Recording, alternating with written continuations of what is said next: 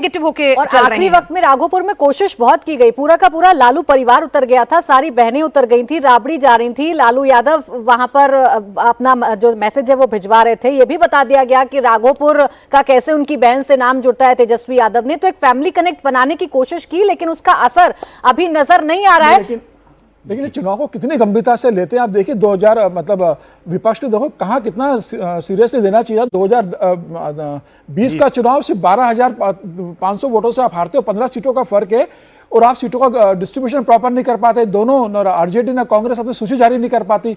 राहुल गांधी से जब वोट अधिकार यात्रा निकालते हैं और पूछते हैं कि क्या तेजस्वी यादव आपके मुख्यमंत्री के चेहरा होंगे, राहुल गांधी उन्हें मुख्यमंत्री का चेहरा डिक्लेयर नहीं करते, जबकि जानते हैं कि सबसे बड़े नेता है। उसके बाद तेजस्वी यादव नाराज होते हैं, फिर अशोक गहलोत को भेजा जाता है। कृष्णा अल्लूरी जो बिहार का पूरा देख रहे थे, उन्हें 11वें तौर पे पूरा साइड ट्रैक करते हैं, अशोक गहलोत आ जाते हैं।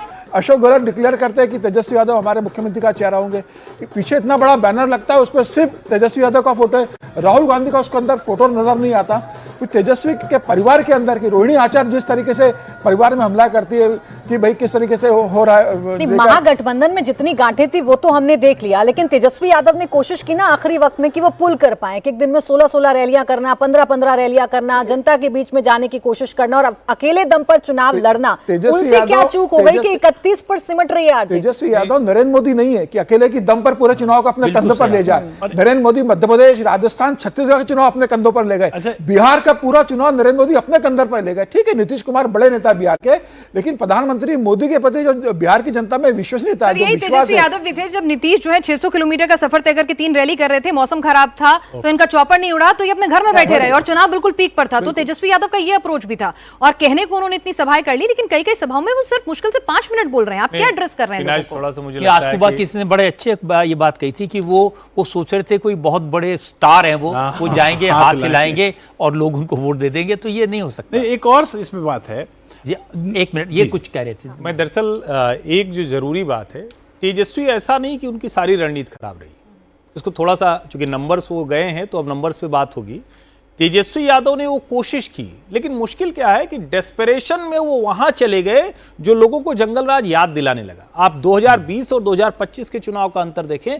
2020 का तेजस्वी लोगों को डरा नहीं रहा था, 2025 में आखिरी 2 महीने का तेजस्वी डराने लगा था। आप जब कहने लगते हैं कि चुनाव आयोग के लोगों को ये हम कहेंगे, आप अपने लोगों को बता नहीं पाते हैं और इस तरह की धमकी वाले अंदाज में बात करते हैं, तो वो लोगों को डराता है। और उनको डर दिखाने के समय या तो इतना डर हो कि लोग डर जाएं, उनको एक दिख रहा है कि ये डर से बचा सकता है। उनको नीतीश कुमार और नरेंद्र मोदी दिख रहे होते। और एक बड़ी रोचक मुझे याद आ गई, नीतीश कुमार के ऊपर चुनाव के दौरान जिस एक वीडियो के एक तरह से कहें कि उसको देखने के बाद हम सब ने टिप्पणी की थी, नीतीश जी ने एक प्रत्याशी को माला पहना दी थी, महिला प्रत्याशी थी, उनका नाम था रमा निषाद।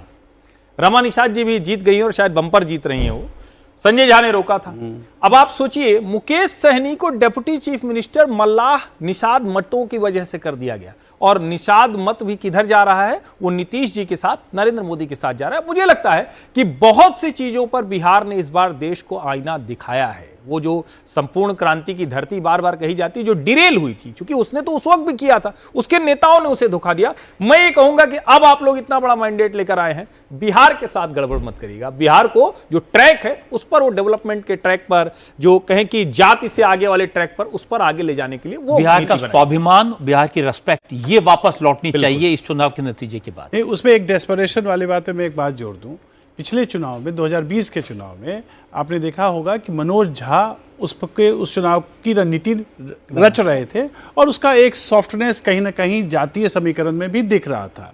इस बार वो किसी और कारण से शायद वहाँ मौजूद नहीं थे, शायद उनकी माँ बीमार होंगी या उनके पिताजी बीमार थे, लेकिन संजय यादव अपफ्रंट पे थे। और संजय यादव जी के बारे में जैसा कहा जाता है कि वो एरोगेंस अपने डबल रूप पे था। एक दूसरा, मैंने अभी तक बहुत कम जगह देखा है, शायद आप ज़्यादा परिपक्व पत्रकार हैं, आप ज़्यादा बता सकते हैं, चुनाव के बाद फैसला होता है कम से कम कि डिप्टी सीएम कौन होगा। नॉर्मली या तो सीएम का फेस होता है या कोई सीएम का फेस ना हो। वैसी परिस्थिति में चुनाव के रिजल्ट आने के बाद सीएम और डिप्टी सीएम लगाए जाते हैं। इस बार बाल हट ही मैं कह सकता हूं, जिस प्रकार से वो प्रेस कॉन्फ्रेंस हुआ और उसमें जिस प्रकार से मुकेश जी आए और उनको कहा कि अब तो मैं, हाँ, डिप्टी सीएम बना दो तभी हम सर, चुनाव उस में प्रेस जाएंगे। कॉन्फ्रेंस में मैं मौजूद थी, जी। सारे नेता आ गए थे, लेकिन फिर भी विलंब हो रहा था। विलंब क्यों हो रहा था? क्योंकि तेजस्वी यादव, मुकेश सैनी और अशोक गहलोत आखिरी वक्त में मीटिंग कर रहे थे और वही बालहट किया जा रहा था। ये था कि डिप्टी सीएम का ऐलान अगर नहीं करेंगे तो फिर वही होगा जो 2020 में हुआ था कि प्रेस कॉन्फ्रेंस छोड़कर चले जाएंगे। तो आखिर में बालहट माना गया, डिप्टी सीएम का ऐलान कर दिया गया, लेकिन सीटें नहीं मिल पाई और ना ही वोट शेयर हट का हो पाया। परिणाम आपको सामने वैसे है। हम लोगों को सलाह नहीं देनी चाहिए, मैं तो सलाह के पक्ष में नहीं रहता, लेकिन जैसे अभी हर्ष जी कह रहे थे कि राहुल जी ने स्ट्रेटेजी बनाई, हमेशा ही वो बनाते हैं। क्या एक बार ऐसा किया जा सकता है कि उनकी स्ट्रेटेजी के बिना कोई चुनाव लड़ा जाए कांग्रेस, राहुल जी की स्ट्रेटेजी के बिना? ये भी देखा जा सकता है। लेकिन सर आप ये जो कह रहे हैं ये तो करके सब देख चुके ना। G23 भी हमने देख लिया, शशि थरूर भी देख लिया चुनाव लड़ते हुए।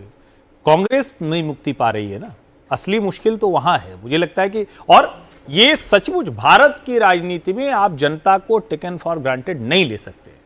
भारत मूलतः लोकतांत्रिक देश है, यहां जनता बहुत ज्यादा, आप एक तरह की बात करने लगे और बार बार आप झूठ बोलेंगे वो बर्दाश्त नहीं होता। जैसे पता नहीं इससे आप लोग कितना इत्तेफाक, मुझे तो ये भी लगता है ना कि आप जब बिना बात के एग्रेशन के साथ बहुत अभद्र हो जाना, जैसे उनकी पार्टी के प्रवक्ताओं की बात मैं कर रहा हूं, राष्ट्रीय जनता दल की पार्टी के प्रवक्ताओं की बात, और इस पर भी कोई स्टडी करे अलग से तो समझ में आएगा कि इसने उसका बहुत नुकसान किया उनको, बहुत नुकसान किया। जिस आपकी प्रकार बात के बिल्कुल सही प्रवक्ता है। लाए गए और जिस बगैर भाषा- बात को, बगैर किसी कारण के गाली देना, एग्रेशन दिखाना, मूर्ख बताना दूसरों को और किसी को कुछ ना समझना, जब आप कुछ नहीं है फिर लोगों को ये लगता है अगर ये कुछ बन गए तो ये क्या करेंगे, क्या करेंगे, तो इसका नुकसान होता है। एक